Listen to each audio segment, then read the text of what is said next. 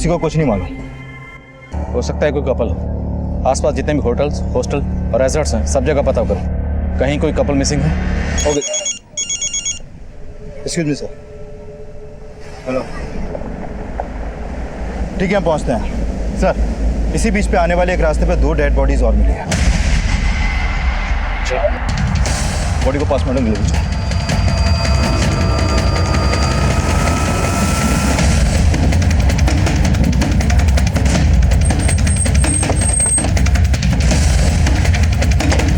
पीछे हटाओ सबको, पीछे हटिए। वहाँ पे कपल की डेड बॉडी और यहाँ पे इस औरत और जवान लड़की की, लेकिन लड़की के जिस्म पे कपड़े नहीं, बाकी सबके थे, लेकिन चेहरे सबके जलाए गए। सर मोडस ऑपरेंडी सेम है तो हो सकता है कि किलर भी एक ही हो, और शायद उस कपल और इस लड़की और इस औरत का आपस में कोई कनेक्शन हो। एक ही एरिया में 2 जगह पर 4 लाशें, हो सकता है किसी सीरियल किलर या गैंग का काम। रिद्धि बेटा, मैं अंजू की मम्मी बोल रही हूँ। Oh hi aunty. तूने अंजू के बारे में बताया नहीं? Oh I am so sorry aunty, वो एक्चुअली ना मैं भूल गई। वैसे अंजू अब तक आई नहीं और ना ही उसका फोन लग रहा है। बेटा तभी तो हमें उसकी फिक्र हो रही है। तुझे कुछ बताया? कहाँ गई थी वो?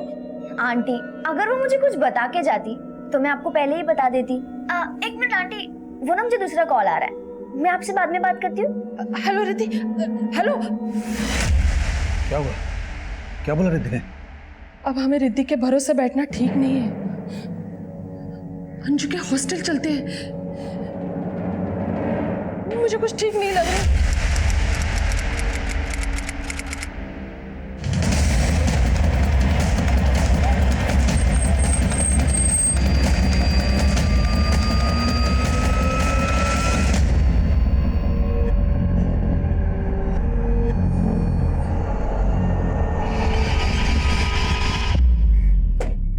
नमस्कार, आदाब।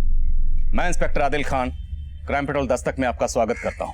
17 और 18 नवंबर 2015 कुनार गोवा में हमें 3 अलग अलग जगह पे 6 लाशें मिली थी। उस वक्त उन 6 में से हम किसी की भी शिनाख्त करने में कामयाब नहीं हो पाए थे। सभी विक्टिम्स के चेहरे जलाए गए थे।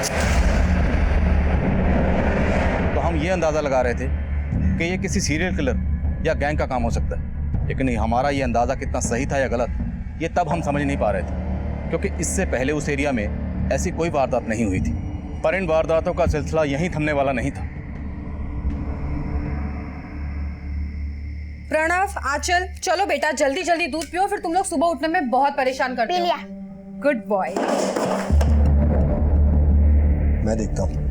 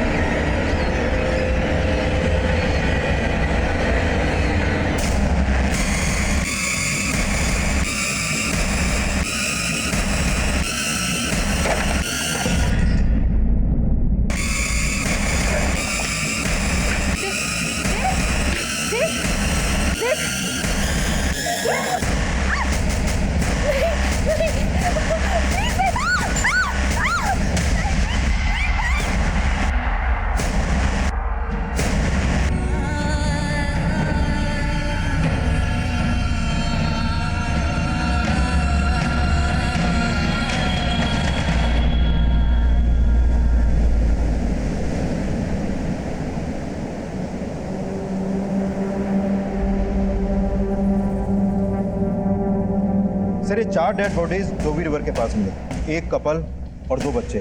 72 घंटे 10 लाशें, सबके चेहरे जलाए गए। मीडिया, मिनिस्ट्री, जनता सबकी तरफ से प्रेशर बढ़ रहा है। डिसूजा, इससे पहले कोई और मर्डर हो, हमें इन सब पर रोक लगानी है। गोवा के कुनार बीच आसपास के इलाकों में 10 शहरी लाशों के मिलने के बाद स्थानीय निवासियों और पर्यटकों के मन में कई सारे सवाल उठ रहे हैं और पुलिस की तरफ से कोई प्रतिक्रिया नहीं की जा रही है। सर हमने एरिया के सभी गेस्ट हाउस, होटल्स, रिजॉर्ट सब जगह चेक किए और आसपास के थानों में की गई मिसिंग कंप्लेंट भी स्कैन की, लेकिन कहीं से कोई लीड नहीं मिल पा रही। डिसूजा, लीड ढूंढनी पड़ेगी। किलर तक पहुंचने के लिए विक्टिम की पहचान होना बहुत जरूरी है। आखिर में हमें 2 बच्चों और एक कपल की लाश मिली। हो सकता है एक फैमिली हो। इस फैमिली पे फोकस करो, आसपास के थानों में पता करो। अगर कोई फैमिली मिसिंग है तो कहीं ना कहीं कोई हंगामा जरूर मचा होगा, और वैसे भी इंडिविजुअल की बजाय फैमिली की पहचान ढूंढना ज्यादा आसान है। फोकस। Okay sir.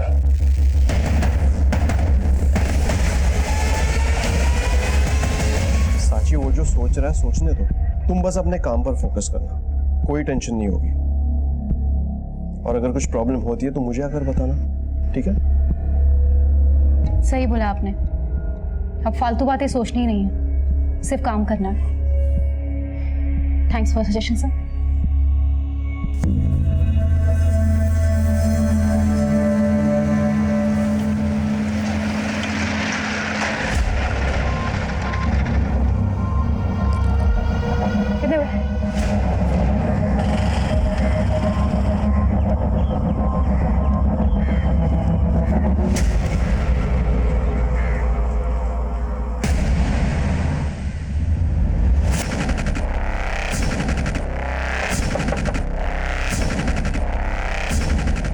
साची एक कांस्टेबल थी जो एक दूसरे एरिए संथार पुलिस स्टेशन में पीएसआई मोहिते के अंडर काम कर रही थी। सांची इस केस का वो अहम किरदार थी जिसका नाम इस केस में बहुत जल्दी उछलने वाला था। लेकिन उन 4 जगहों से मिली 10 लाशों में से अभी तक हम एक भी इंसान का नाम या पता मालूम नहीं कर पाए थे। कोनार बीच रोड, बोरपारा रिवर बीच और डोबी रिवर बीच। सर, इन सभी 4 जगहों से जो हमें 10 लाशें मिली, इन सभी लोगों का मर्डर इनका दम घोटने से हुआ है। और सिर्फ इनका मर्डर ही नहीं हुआ सर, इस बुजुर्ग औरत के साथ साथ बाकी लड़कियों के साथ गैंगरेप भी हुआ है।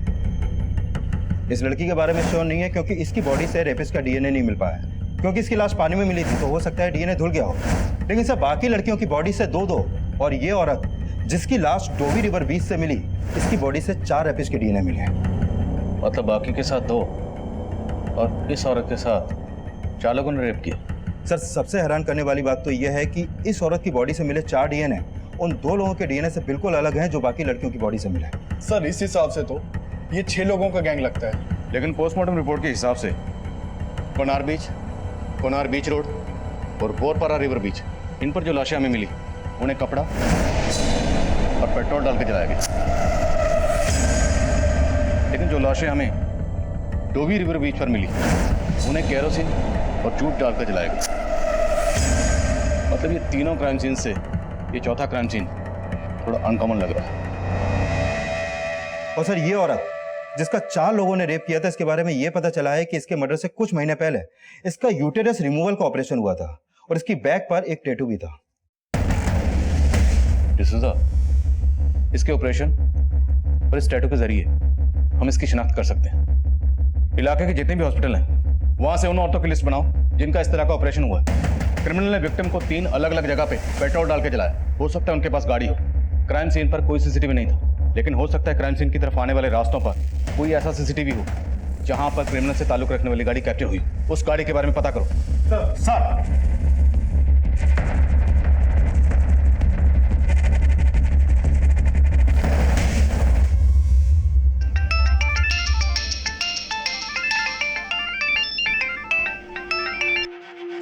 Yes sir. जी सर, बस निकल रही हूँ। Okay sir. सांची, अभी तो ड्यूटी से आई है, अब कहाँ जा रही है? इमरजेंसी है आई, मालूम है ना कितना लफड़ा चल रहा है, पर रात भर ड्यूटी पे रहना होगा। अरे आई ड्यूटी पे नहीं जा रही है, ये बोला तो था मैंने, लड़के का चक्कर है। इतनों से कितना हफ्ता वसूल करती होगी वो तो अंदाजा नहीं है, उसका हिसाब नहीं रखती होगी। बस भाऊ, दोबारा मेरे कैरेक्टर या मेरी ईमानदारी के ऊपर उंगली उठाई ना तो ठीक नहीं होगा। अरे सांची, खाना तो खा के जा। अपने बेटे को खिलाई। बेटी की तो वैसे भी सिर्फ पगार से मतलब है तुम्हें।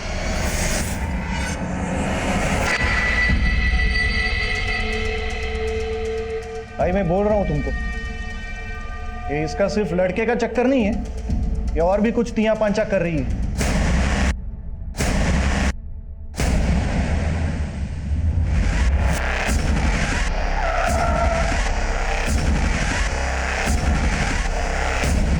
सर, आसपास के हॉस्पिटल से यूटेरस रिमूवल ऑपरेशन के 15 केसेस के बारे में पता चला।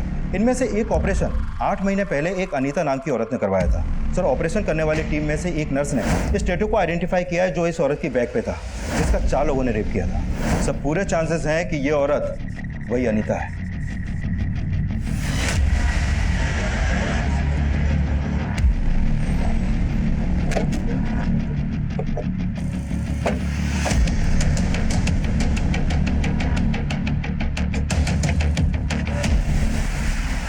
यहाँ तो 3 दिन से ताला लगा हुआ है सर। हम लोग खुद हैरान हैं कि वो लोग अचानक कहाँ चले गए। अनीता के अलावा और कौन कौन रहता है यहाँ पे? उसका हस्बैंड देव और उसके 2 बच्चे।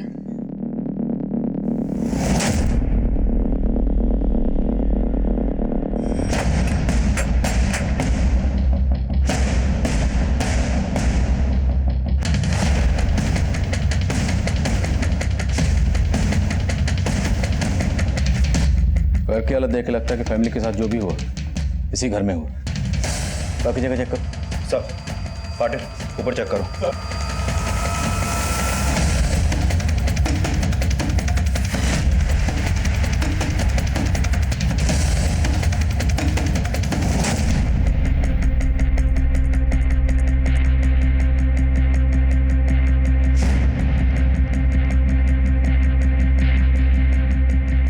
सर सिर्फ मर्डर ही नहीं हुआ है, लूट के साइन भी मिले हैं।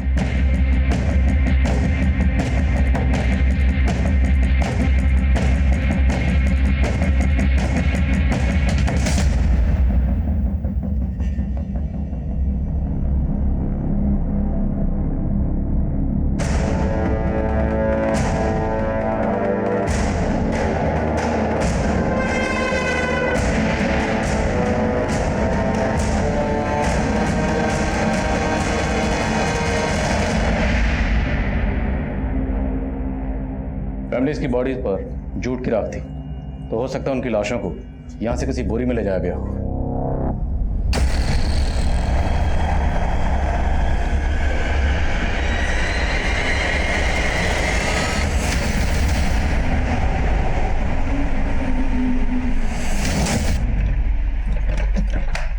सर लगता है लॉक है।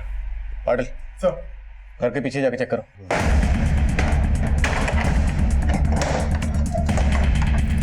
सर ये ताला लगा।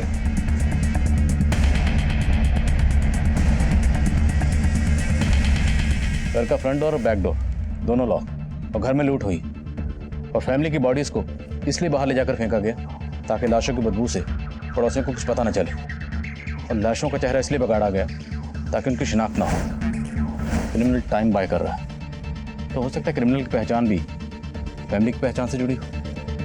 सर 3 क्राइम लोकेशन और हैं जहां बाकी की 6 लाशें मिली, तो क्या उन सब के मर्डर भी उनके घर में किए गए और फिर उनकी लाशों को बाहर ले जाकर जलाया गया? सर पड़ोसियों से पता चला कि घर में प्लम्बिंग का काम चल रहा था, लेकिन प्लम्बर कौन था इसका पता नहीं चला। इस एरिया में जितनी भी हार्डवेयर शॉप है, जहाँ भी प्लम्बिंग का सामान मिलता, वहाँ से उस प्लम्बर के बारे में पता करो जो यहाँ काम करता था। हो सकता है इस फैमिली का हत्यारा वही प्लम्बर हो। सर आप जिस नंबर को डायल कर रहे हैं वो इस समय स्विच्ड ऑफ है। क्या सोच के इसका नाम साची रखा? 1 नंबर की झूठी लड़की है। क्या बोल के गई थी हमें? 72 घंटों में 10 लाशें मिली, ड्यूटी पे जाना है, और खुद 72 घंटों से लापता है, फोन भी बंद करके रखा है। आई मैं बोल रहा हूं तुमको, जरूर उसके आशिक ने उसका दिमाग घुमाया होगा। अरे लेकिन वो लड़का है कौन? वो कोई और नहीं, उसी का बॉस है, सब इंस्पेक्टर मोहित है। देखना आई, एक दिन हम दोनों को छोड़ के उसी के साथ सेटल हो जाएगी वो। ऐसे कैसे हमें छोड़ देगी? मैं मोहिते साहब से बात करती हूँ। हेलो आंटी, मैं अभी एक काम से बाहर जा रहा हूँ, मैं आपको थोड़ी देर में कॉल करता हूँ।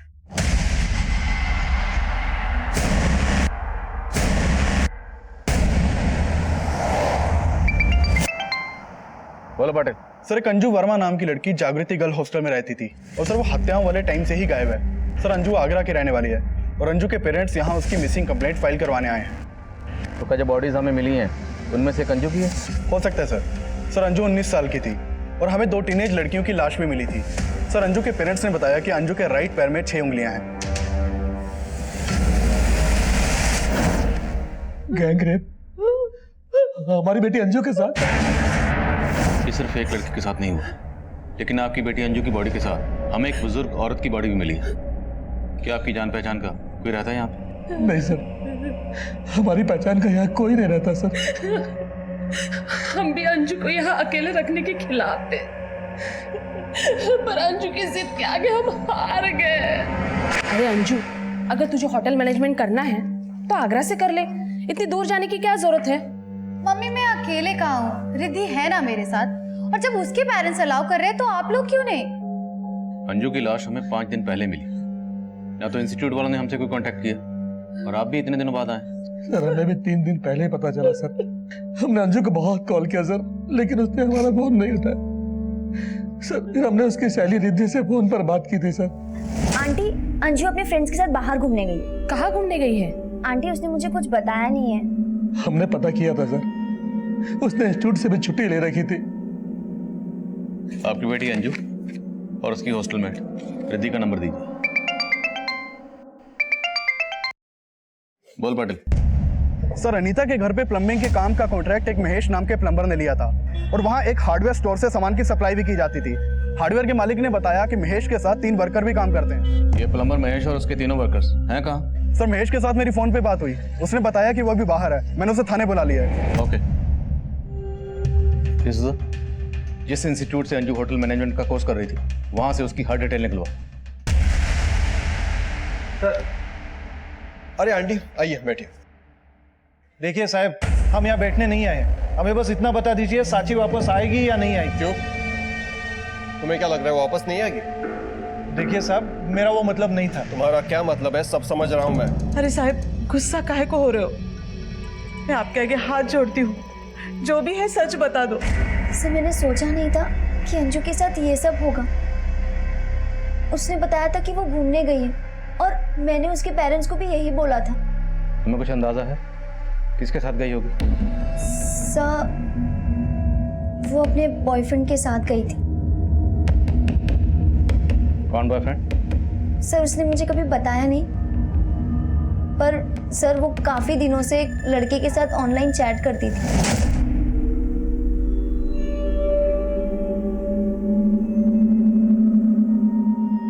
मुझे भी तुमसे मिलना है अमन। अरे, बंद क्यों कर दिया? बताएगी नहीं ये अमन कौन है? है कोई तुझसे मतलब? वो अमन के साथ सिर्फ चैट ही नहीं बल्कि फोन पे भी बहुत बात करती थी।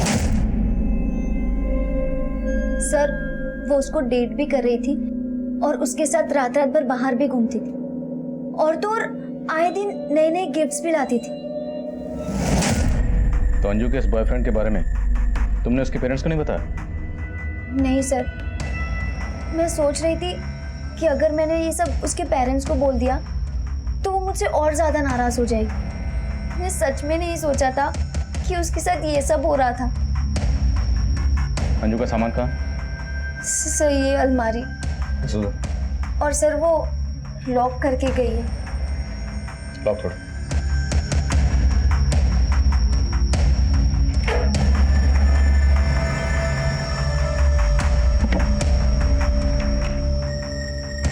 Sir, passbook.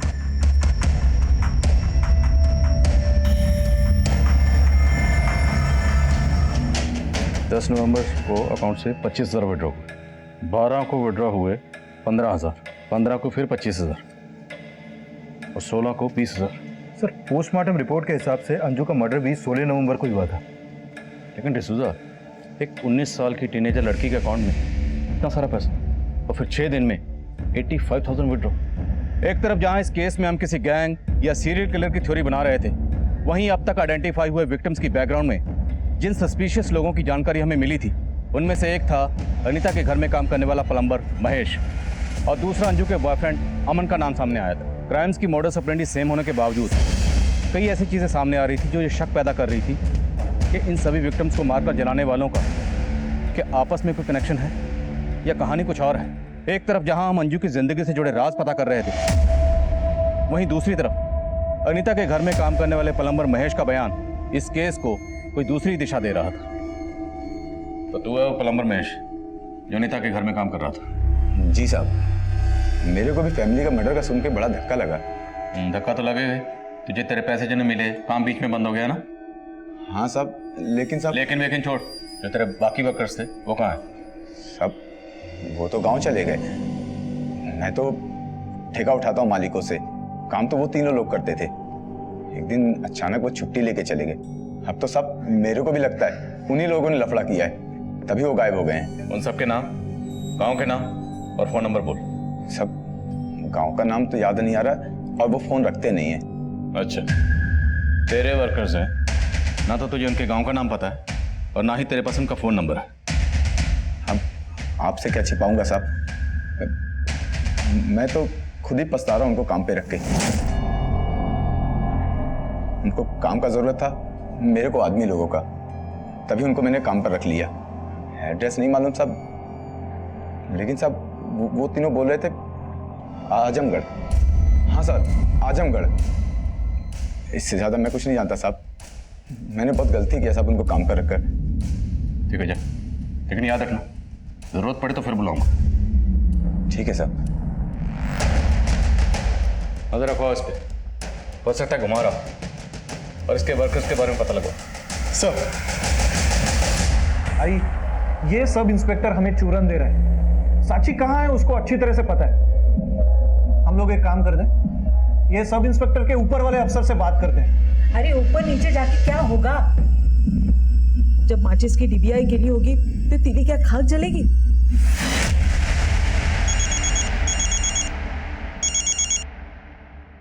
हेलो,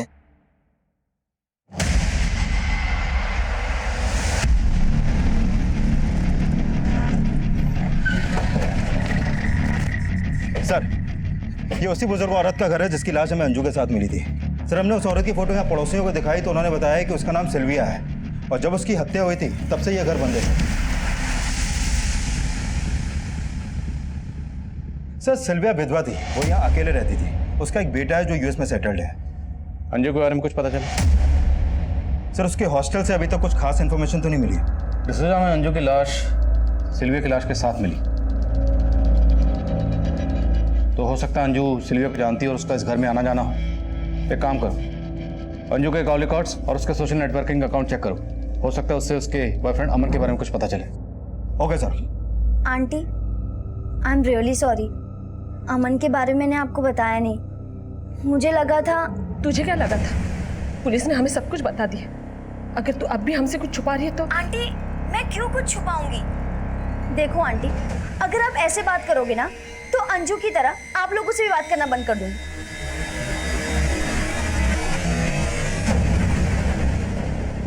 रिद्धि क्या छुपा रही होगी? इसका अंदाजा उस वक्त हम भी नहीं लगा पा रहे थे, पर हकीकत यह भी थी कि अंजू की जिंदगी से जुड़े असल राज रिद्धि की सोच से भी परे थे। प्लम्बर महेश के बयान की बुनियाद पर हमने राजू, गिरीश और सखाराम, इन तीनों वर्कर्स को रिमांड पर लिया। तो ठेकेदार साहब, ये राजू, सखाराम और गिरीश ये तो तेरे लिए काम ही नहीं करते। नहीं साहब, वो गलती हो गई ना। कोई बात नहीं, तेरी गलती हम सुधार देते। तेरे लिए जो काम करते थे वो तो एल्विन, मोहसिन और बॉबी। याद आया?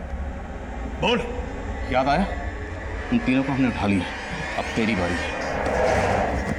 10 लाशें मिली हैं और कितने लोगों को मारा है? हमने सिर्फ 4 को मारा है साहब, बाकी का मर्डर हमने नहीं किया साहब। हम लोगों की टारगेट तो बस वो फैमिली थी।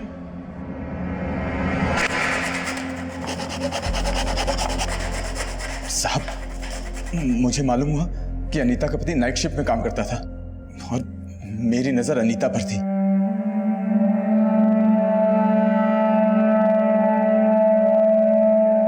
इसलिए मैं अपने साथियों के साथ अनीता के घर पहुंचा।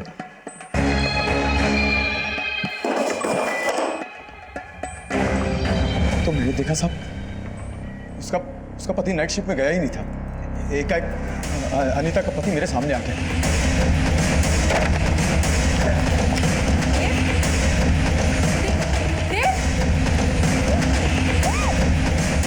मैंने उसका गला घोट के मार दिया। मेरी नजर अनीता पर पड़ी।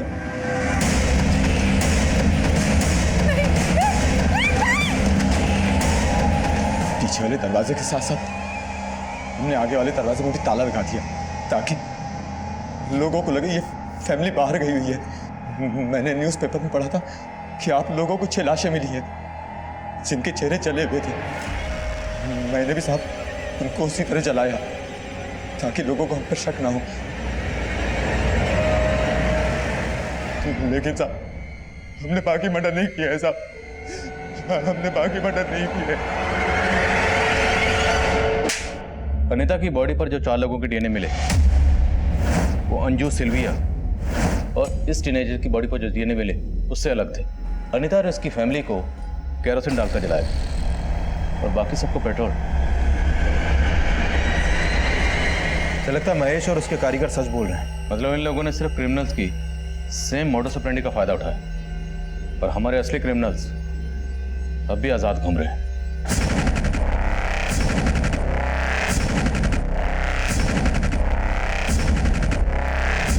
कहाँ जा रहे हो बच्चों? हम छोड़ दें? अरे इस वक्त कोई टैक्सी वैक्सी नहीं मिलेगी, चिंता मत करो, हम पुलिस वाले हैं।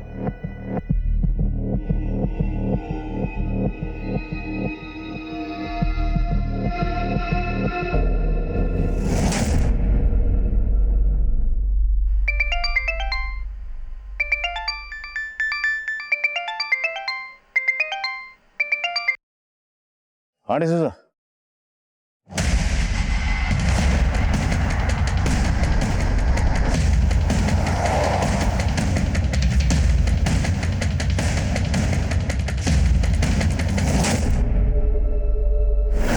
विक्टिम्स का आंकड़ा बढ़कर 12 हो चुका था, लेकिन ये जो 2 मर्डर्स हुए थे ये तब हुए जब महेश और उसके साथी हमारी हिरासत में थे। तो मतलब साफ था, जिन मुजरिमों की तलाश हमें थी वो अब भी ना सिर्फ खुलेआम घूम रहे थे बल्कि एक के बाद एक मासूम लोगों को मौत की घाट उतारने जा रहे थे। ये हम पर एक प्रेशर सिचुएशन क्रिएट कर रहा था। हम पर प्रेशर ये भी था कि उन 6 विक्टिम्स के अलावा हम बाकी किसी की शिनाख्त नहीं कर पा रहे थे। और अंजू से ताल्लुक रखने वाले जिस अमन की तलाश हम कर रहे थे उस अमन से जुड़े राज हमें फिर से एक भूल-भुलैया में उलझा रहे थे। सर, हमने अंजू के कॉल रिकॉर्ड्स और सोशल मीडिया अकाउंट दोनों चेक किए। कॉल रिकॉर्ड में तो किसी अमन नाम के लड़के का नंबर नहीं मिला, लेकिन हाँ, एक अमन नाम का लड़का सोशल मीडिया के थ्रू अंजू से टच में था। सर, ये अमन अंजू से एक इनक्रिप्टेड ऐप के थ्रू से चैट करता था, इसलिए इसका आईपी एड्रेस नहीं टच हो पाया। मतलब राधिका सही कह रही, कोई अमन था अंजू की जिंदगी में जिससे अंजू चैट करती थी। डिसूजा, हो सकता है ये अमन उसी गैंग का हिस्सा हो जिसने मर्डर्स किए। इस अमन तक पहुंचने का कोई जरिया?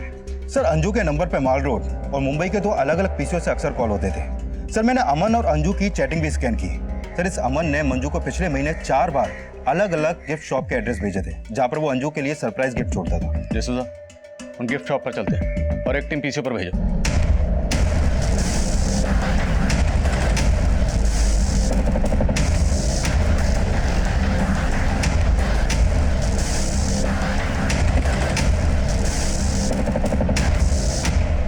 हाँ सर, ये लड़की अक्सर यहाँ पे आती है सर।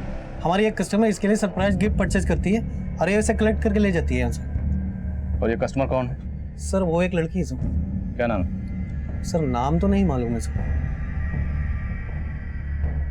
ये नहीं सर, ये वो नहीं है सर, वो कोई और है सर। उसकी उम्र कुछ 18-20 रही होगी सर, उससे ज़्यादा नहीं होगी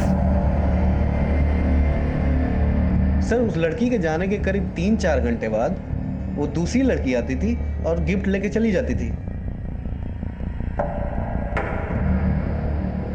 चेहरा तो याद होगा, स्केच बनवा सकते हो?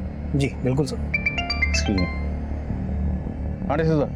सर, मैं गिफ्ट शॉप पे आया तो पता चला कि एक टीनेजर लड़की यहाँ से अंजू के लिए गिफ्ट परचेज करके जाती थी। डिसूजा, जिस शॉप में मैं आया हूँ यहाँ पे भी एक टीनेजर आती थी। सर, कुछ समझ में नहीं आ रहा है, इतनी छोटी लड़की का इतने बड़े कांड से क्या कनेक्शन हो सकता है? सब समझ में आ जाएगा डिसूजा, एक बार ये पता चल जाए कि लड़की सेम है या अलग अलग है। बाकी दुकानों पे पता करो। Okay sir. आप जिस नंबर को डायल कर रहे हैं वो इस समय स्विच्ड ऑफ है। कहाँ गया था कल रात से? कल रात से तेरे लिए परेशान हूँ और फोन भी बंद करके रखा हुआ है। तुम्हें क्या लगा तुम्हारी साक्षी की तरह मैं भी गायब हो गया? सोच तो यही रही थी, तेरे होने ना होने से कुछ फर्क तो पड़ता है नहीं। तूने भी कुछ कम दुख नहीं दिए, तेरी वजह से मेरी वजह से कुछ नहीं हुआ है। ये सब वो सब इंस्पेक्टर मोहिते का किया धराया है। उसे तो हम कुछ बोल नहीं सकते, जरा आवाज उठाई तो झूठी केस में अंदर डाल देगा।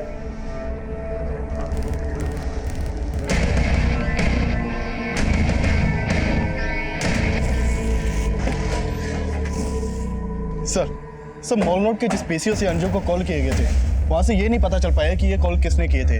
सर, वहाँ आसपास कोई सीसीटीवी भी नहीं है। और मुंबई के बोरीवली पीसीओ से? सर, बोरीवली पुलिस से मेरा कांटेक्ट हुआ। मैं आज मुंबई जाने ही वाला था, लेकिन सर पता चला कि मॉल रोड के पीसीओ से संथार पुलिस ने भी पूछताछ की थी। संथार पुलिस?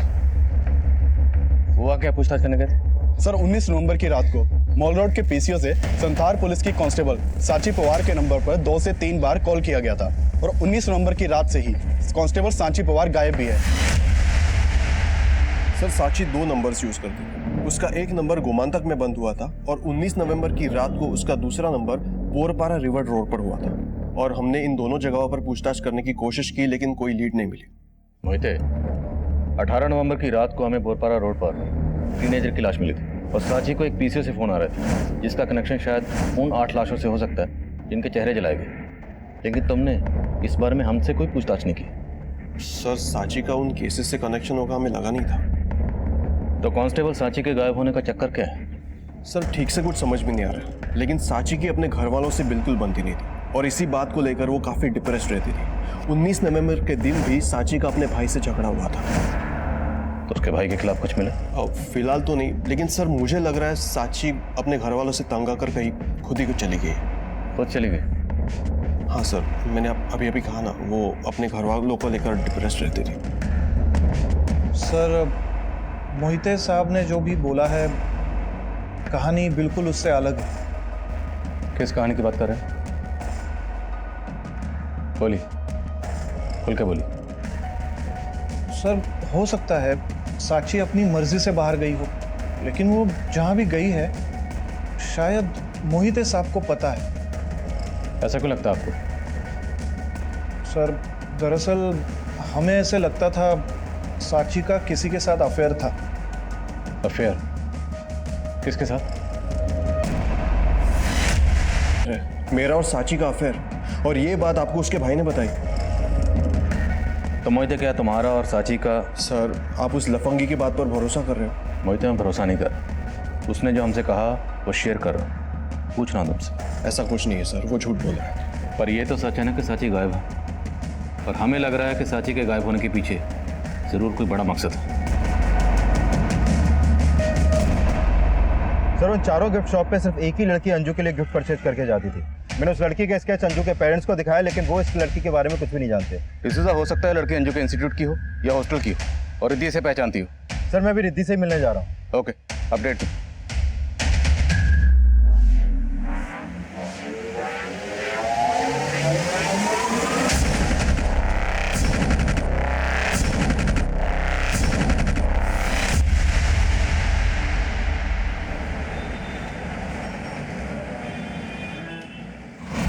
ये फोटो देखिए। इस लड़की को तो मैंने कभी भी यहाँ पे नहीं देखा। आपके यहाँ पीसीओ से एक लड़की को लगातार कॉल किए जाते थे, मोस्टली वीकेंड्स पे। सर वीकेंड में एक लड़का घंटों घंटों कई कॉल्स करता था। कौन लड़का? सर उसका नाम तो नहीं पता है, लेकिन सर ये बात साफ है कि वो लड़कियों से बात कर रहा था। अच्छा, जब वो लड़का आपके पीसीओ पे कॉल करने आता था तो क्या कभी आपने उसके मुंह से अंजू का नाम सुना? अंजू तो सर याद नहीं है, लेकिन जब वो एक लड़की से कल बात कर रहा था तो उसका बार बार नाम ले रहा था। रिद्धि, इसमें डरने वाली क्या बात है? मैं अपनी फैमिली से मिलवाना चाहता हूँ तुम्हें। सो इट्स डन, तुम कल आ रही हो? Okay bye, see you. Sir ये रिद्धि दोपहर से हॉस्टल से गायब है। कहाँ गई है, किसके साथ गई है, किसी को कुछ नहीं मालूम, और वो मेरा फोन भी नहीं उठा रही है। चलो।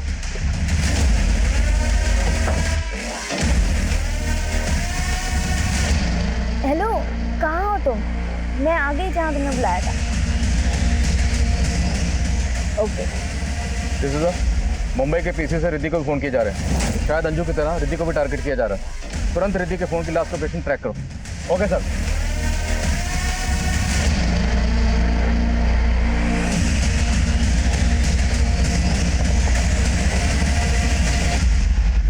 नीतू, संजय की सिस्टर। ओ हेलो, हाय। हम सभी इंट्रोड्यूस करवा लो। पापा क्यों नहीं? पापा ये रिद्धि है और रिद्धि मेरे पापा। Hello uncle. हाय। मेरी mummy. How are you, beta? I am good aunty, how are you? I'm also good. Damle फास्ट, इसी रोड पे सीधे। अरे सर रिद्धि का फोन अभी कोनार बीच रोड की तरफ ट्रेवल कर रहा है। मैं सीधे उधर ही पहुंच रहा हूँ अभी।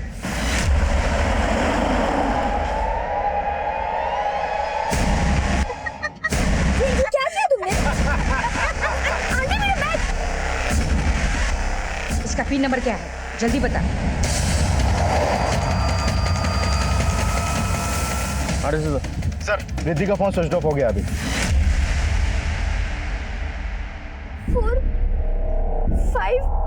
9। आंटी आप मेरा कार्ड ले लो, मेरा बैग ले लो, पर प्लीज मुझे छोड़ दो।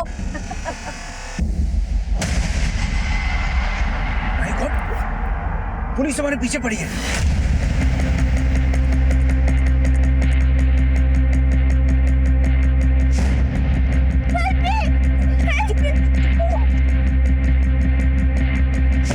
चलो ना जल्दी। गाड़ी को फॉलो करो।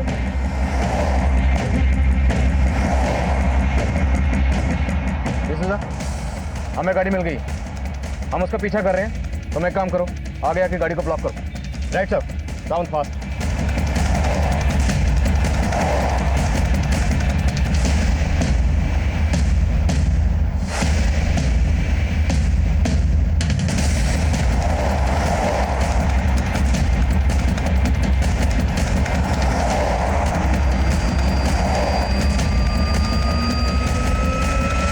Hands up.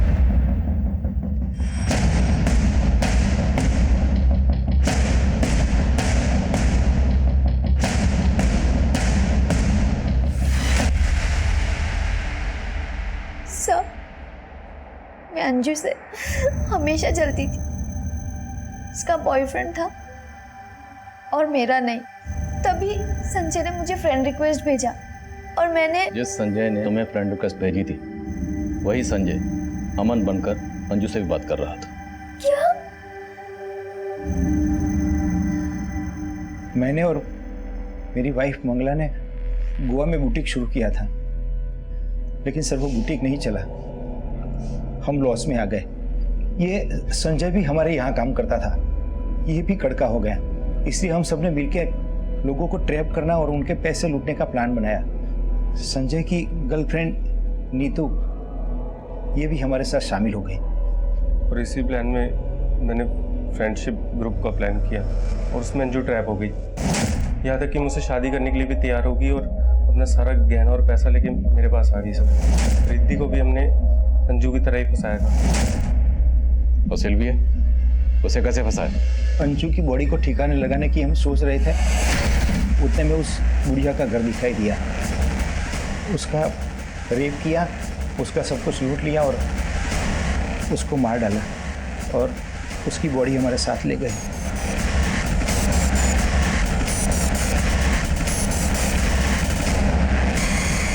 उसको मारने के बाद हम कोनार बीच पे पार्टी बनाने गए साहब, और वहीं हमको वो कपल दिखाई दिया। बेटा यहाँ पे नारियल पानी कहाँ मिलेगा? अंकल को उनका लैपटॉप देख के लालच आ गया और लैपटॉप के लिए हमने उस कपल को मार दिया सर। और वो टीनेजर लड़का लड़की उनको भी ऐसे फंसाया?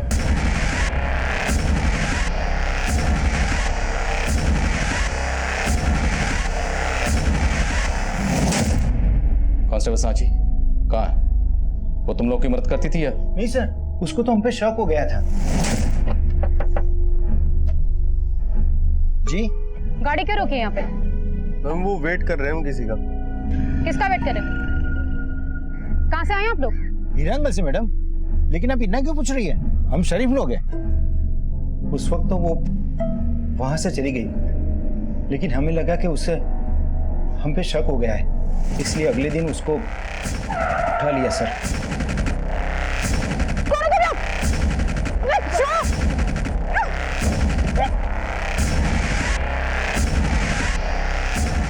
उस दिन हमारी डिटेल क्यों मांग रही थी? तेरे पुलिस वाले हमारे पीछे पड़े हैं। ऐसे ही पूछ रही थी। कौन हो तुम लोग?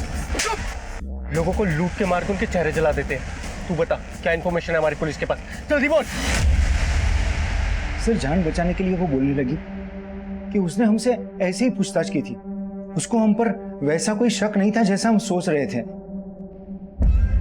लेकिन साहब उसको जिंदा तो नहीं छोड़ सकते थे ना, इसलिए उसको भी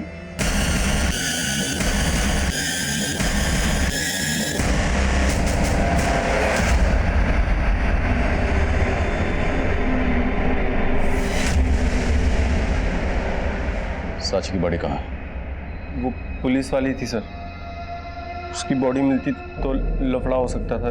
इसलिए सर उसकी बॉडी को हमने गाड़ दिया और आप लोगों को भटकाने के लिए हमने पीसीओ से उसके नंबर पर फोन किया ताकि आप लोगों को ऐसा लगे कि ये सब में उसी का हाथ है। इसके अलावा और कितने लोगों को मारा और रेप किया है? नहीं साहब, हम सच बोल रहे हैं। इसके अलावा हमने किसी के साथ कुछ भी नहीं किया। लेकिन अब तुम लोग देखना कि हम तुम्हारे साथ क्या करते हैं।